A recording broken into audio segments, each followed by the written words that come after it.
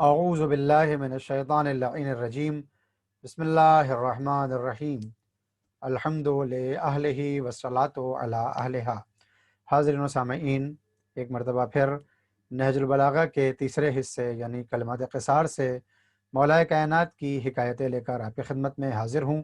سب سے پہلے معذرت خواہ ہوں کہ ایک ہفتہ مسلسل آپ کی خدمت میں کلپس پیش نہیں کر سکا۔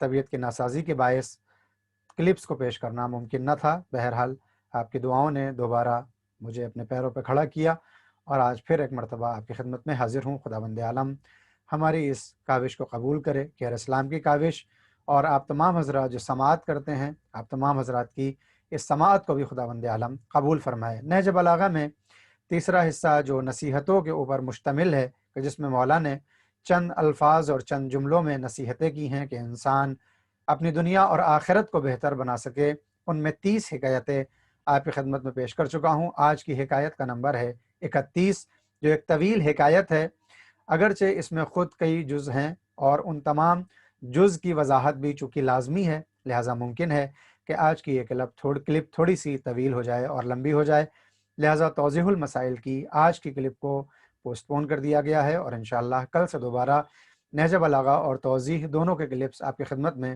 پیش کیے جائیں گے۔ مولا کی یہ جو حکایت ہے یہ ہماری زندگی میں ایک اہم رول رکھتی ہے، ہم کو دعوت دیتی ہے ایک ایسے عمل کی طرف، ایک ایسے فکر کی طرف کہ جس پہ عمل پیرا ہوتے ہوئے ہم حقیقی معنوں میں مومن کہلائے جا سکتے ہیں۔ لہٰذا پھر سے ایک مرتبہ آپ کی خدمت میں پی پی ٹی کی صورت میں پہلے عربی میں وہ حکایت آپ ملاحظہ فرمائیں کہ جس کو میں پڑھوں گا نہیں کہ اس میں وقت زیادہ لگ جائے گا، صرف آپ کے لیے بیان کر دوں کہ اس حکایت کا نمبر ہے 31۔ آپ نہج بلاغہ کے تیسرے حصے میں 31ویں حکایت کو جب آپ پڑھتے ہیں تو آپ کو مولا کی یہ وصیت اور یہ نصیحت اور یہ حکایت معلوم ہوتی ہے اور دکھائی دیتی ہے، کہ جس حکایت میں کسی نے مولا سے ایمان کے بارے میں سوال کیا ہے کہ ایمان کسے کہتے ہیں، اور مولا نے اس طویل حکایت میں ایمان کے جزئیات کے ساتھ اس کی توضیح دی ہے۔ میں عربی نہیں پڑھتا کہ وقت زیادہ نہ خرچ ہو، صرف جلدی سے ترجمہ اور تھوڑی سی وضاحت، اور اس کے بعد دعا کہ مولا ہم کو ان تمام باتوں پر عمل کرنے کی توفیق مرحمت فرمائے۔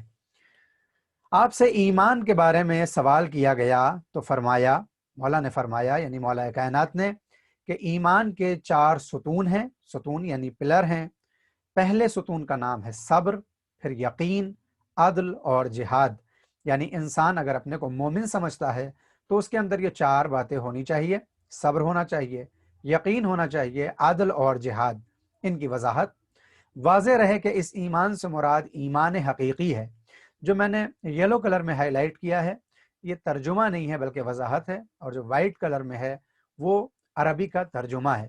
لہٰذا وضاحت میں نے عرض کیا کہ جس ایمان کے بارے میں سوال کیا گیا تھا وہ کون سا ایمان ہے اور ایک دوسرا ایمان کیا ہوتا ہے، ملاحظہ فرمائیں۔ واضح رہے کہ اس ایمان سے مراد ایمان حقیقی ہے، جس پر ثواب کا دار و مدار ہے اور جس کا واقعی تعلق دل کی تصدیق اور اعضاء و جوارح کے عمل اور کردار سے ہوتا ہے، ورنہ وہ ایمان جس کا تذکرہ یا ایھا الذین آمنو میں کیا گیا ہے، اس سے مراد صرف زبانی اقرار اور ادعائے ایمان ہے، یعنی ایمان کا دعویٰ کرنا ہے۔ ورنہ ایسا نہ ہوتا تو تمام احکام کا تعلق صرف مومنین مخلصین سے ہوتا اور منافقین ان قوانین سے یکسر آزاد ہو جاتے۔ اس وضاحت میں یہ بیان کیا گیا جو قرآن میں یا ایھا الذین آمنو ہے وہ عمومی طور پر ہر اسلام لانے والے اور ایمان کا دعویٰ کرنے والے کے لیے استعمال ہوا ہے، لیکن یہاں پر جس ایمان کے بارے میں سوال کیا گیا ہے مولا سے وہ ایمان حقیقی ہے، کہ اس کے بعد انسان اللہ کی نگاہ میں مومن ہو جاتا ہے۔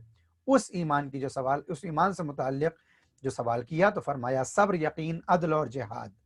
اب صبر کیا ہے کہ فرمایا کہ پھر صبر کے 4 شعبے ہیں، یعنی صبر کے 4 حصے ہوتے ہیں: شوق، خوف، زہد اور انتظار موت۔ یہ کیا چیزیں ہیں؟ شوق یعنی جس نے جنت کا اشتیاق پیدا کر لیا، اس نے خواہشات کو بھلا دیا۔ خوف یعنی جسے جہنم کا خوف حاصل ہو گیا، اس نے محرمات یعنی حرام کاموں سے اجتناب کیا، یعنی ان سے دور ہو گیا۔ انتظار موت اور زہد جو تیسری اور چوتھی چیز ہے، تو زہد کے لیے فرمایا دنیا میں زہد اختیار کرنے والا مصیبتوں کو ہلکا تصور کرتا ہے، اور موت کا انتظار کرنے والا نیکیوں کی طرف سبقت کرتا ہے۔ لہٰذا اگر کسی کے اندر یہ 4 صفات ہوں تو پھر وہ حقیقی معنوں میں صابر کہلائے گا۔ لیکن مومن ہونے کے لیے صرف صبر کافی نہیں ہے، بلکہ اور چیزیں بھی اس میں ہونی چاہیے۔ لہٰذا صبر کا دار و مدار 4 اشیاء پر ہے، یعنی صبر 4 چیزوں پر منحصر ہے کہ انسان رحمت الہی کا اشتیاق رکھتا ہو اور عذاب الہی سے ڈرتا ہو، تاکہ اس راہ میں زحمتیں برداشت کرے، اس کے بعد دنیا کی طرف سے لاپرواہ ہو اور موت کی طرف سراپا توجہ ہو۔ دنیا سے لاپرواہ کا مطلب یہ ہرگز نہیں ہے کہ اپنے کام دام چھوڑ کے بیٹھ جائے، بلکہ لاپرواہ سے مراد یہ ہے کہ اللہ جو دے دے اس پہ قناعت کرتے ہوئے اللہ کا شکر ادا کرے، اور آخرت کی طرف اور موت کی طرف اس کی توجہ زیادہ ہو، تاکہ دنیا کے فراق کو برداشت کر لے اور موت کی سختی کے پیش نظر ہر سختی کو آسان سمجھ لے۔ کہ انسان جب موت کی سختی کو سمجھ جاتا ہے تو پھر دنیا کی تمام سختیاں اس کو آسانی نظر آتی ہیں۔ بات صبر کی ختم ہوتی ہے۔ پھر فرمایا کہ یقین کے بھی 4 شعبے ہیں: ہوشیاری کی بصیرت، حکمت کی حقیقت رسی، عبرت کی نصیحت، اور سابق بزرگوں کی سنت۔ ہوشیاری میں بصیرت رکھنے والے پر حکمت روشن ہو جاتی ہے، اور حکمت کی روشنی عبرت کو واضح کر دیتی ہے، اور عبرت کی معرفت گویا سابق اقوام سے ملا دیتی ہے۔ اس کا مطلب کیا ہے؟ یعنی یقین کی بھی 4 بنیادیں ہیں۔ جب کوئی انسان یہ کہے کہ میں مومن ہوں تو اس کو یقین رکھنا ہوگا، اور یقین کن باتوں پہ منحصر ہے؟ یعنی اپنی ہر بات پر مکمل اعتماد رکھتا ہو، حقائق کو پہچاننے کی صلاحیت رکھتا ہو، دیگر اقوام کے حالات سے عبرت حاصل کرے، یعنی اس کے سامنے جب گزشتہ قوموں کی بات کی جائے اور عذاب کی بات کی جائے تو ان سے وہ عبرت حاصل کرے اور سیکھے، اور صالحین کے کردار پر عمل کرے، جو نیک ہیں، جو صالح بندے ہیں، ان کے کردار پر عمل کرے۔ ایسا نہیں ہے تو انسان جہل مرکب میں مبتلا ہے، اور اس کا یقین فقط وہم و گمان ہے، یقین نہیں ہے۔ یعنی اگر یہ 4 باتیں کسی انسان میں نہ ہوں تو پھر اس کو یقین تک پہنچا ہوا نہیں کہا جا سکتا، اور جو یقین تک نہ پہنچے وہ مومن نہیں ہو سکتا۔ صبر اور یقین کے بعد پھر فرمایا عادل بھی علامت ہے مومن کی، اور عادل کے بھی 4 شعبے ہیں، 4 حصے ہیں۔ وہ کیا؟ تہ تک پہنچ جانے والی سمجھ، علم کی گہرائی، فیصلے کی وضاحت، اور عقل کی پائیداری۔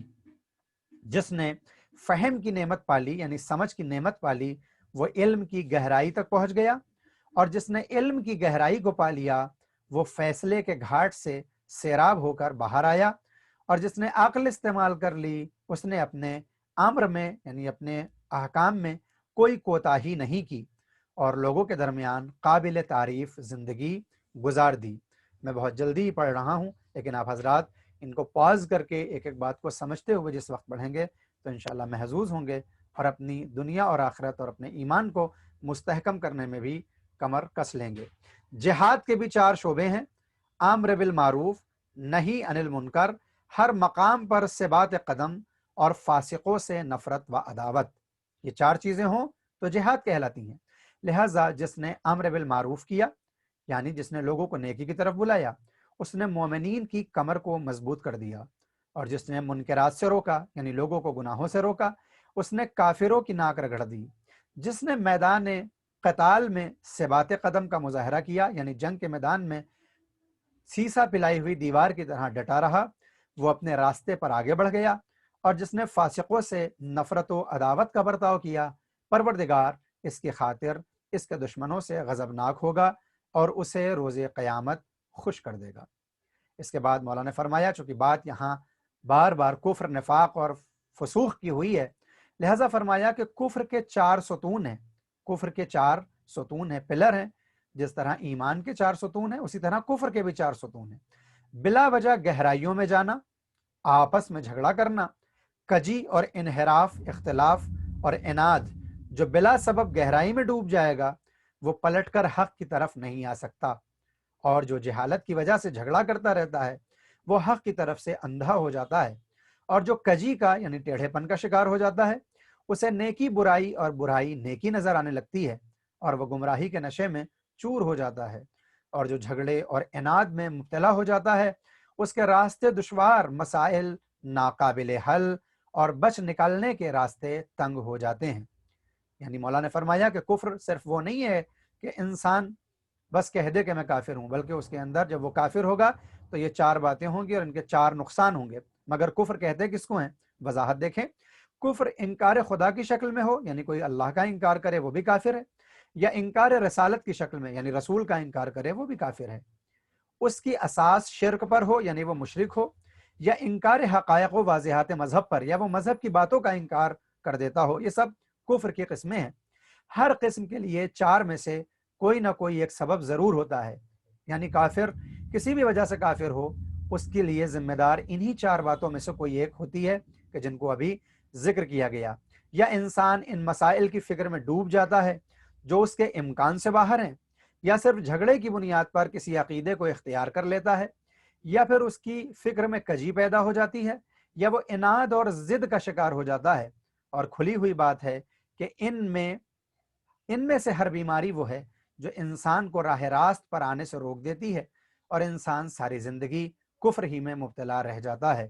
بیماری کی ہر قسم کے اثرات الگ الگ ہیں، لیکن مجموعی طور پر سب کا اثر یہ ہے کہ انسان حق رسی سے محروم ہو جاتا ہے اور ایمان و یقین کی دولت سے بہرہ مند نہیں ہو پاتا، یعنی فائدہ نہیں اٹھا پاتا۔ اس کے بعد مولا نے فرمایا کہ شک کے بھی 4 شعبے ہیں۔ جس طرح سے ایمان کے 4 شعبے تھے، کفر کے 4 شعبے تھے، اسی طرح شک کے بھی 4 شعبے ہیں: کٹ حجتی، خوف، حیرانی اور باطل کے ہاتھوں سے پردگی۔ ظاہر ہے جو کٹ حجتی کو شعار بنائے گا یعنی اپنی زندگی کا طریقہ بنا لے گا، اس کی رات کی کبھی صبح نہ ہوگی، اور جو ہمیشہ سامنے کی چیزوں سے ڈرتا رہے گا وہ الٹے پاؤں پیچھے ہٹتا ہی رہے گا۔ جو شک و شبہے میں حیران رہے گا اسے شیطان اپنے پیروں تلے رون ڈالیں گے، اور جو اپنے کو دنیا و آخرت کی ہلاکت کے سپرد کر دے گا وہ واقعاً ہلاک ہو جائے گا۔ وضاحت دیکھیں، شک ایمان و کفر کے درمیان کا راستہ ہے۔ مولا نے پہلے ایمان کی وضاحت کی، پھر کفر کی وضاحت۔ شک کی جگہ کہاں ہے؟ شک ایمان اور کفر کے درمیان کا راستہ ہے کہ جہاں نہ انسان حق کا یقین پیدا کر پاتا ہے کہ مومن کہلائے، اور نہ کفر کا ہی عقیدہ اختیار کرتا ہے کہ کافر کہلائے، اور درمیان میں ٹھوکریں کھاتا رہتا ہے۔ اور اس ٹھوکر کے بھی 4 اسباب یا مظاہر ہوتے ہیں۔ یہ ٹھوکریں جو کھاتا ہے اس سے 4 چیزیں ظاہر ہوتی ہیں کہ یا انسان بلا سوچے بحث شروع کر دیتا ہے، یا جلدی کے خوف سے پرچھائی سے بھی ڈرنے لگتا ہے، یا تردد اور حیرانی کا شکار ہو جاتا ہے، یا ہر پکارنے والے کی آواز پر لبیک کہنے لگتا ہے۔ آپ حضرات آہستہ سے ان تمام چیزوں کو رات کی تاریکی میں اکیلے اٹھ کر پڑھیں، ایمان کو دیکھیں کسے کہتے ہیں، کفر کسے کہتے ہیں، شک کیا ہوتا ہے، اور پھر دعا کریں خداوند عالم سے کہ خداوند عالم ہمیں کافروں، مشرکوں اور شک کرنے والوں میں قرار نہ دے، بلکہ حقیقی معنوں میں ہمیں مومن بنا دے، اور مومن کی وہ تمام علامتیں جو مولا نے بیان کی ہیں وہ ہمارے اندر خداوند عالم بسا دے، اور ہمیں یہ توفیق دے کہ حقیقی معنوں میں ہم مومن ہو سکیں۔ آج کی زحمت کے لیے معذرت، کلپ تھوڑی طویل ہو گئی، لہٰذا ایک ہی کلپ کافی ہے۔ اپنی دعائے خیر میں کہ اسلام اور مجھ حقیر کو بھی یاد رکھیں۔ وآخر دعوانا ان الحمد للہ رب العالمین۔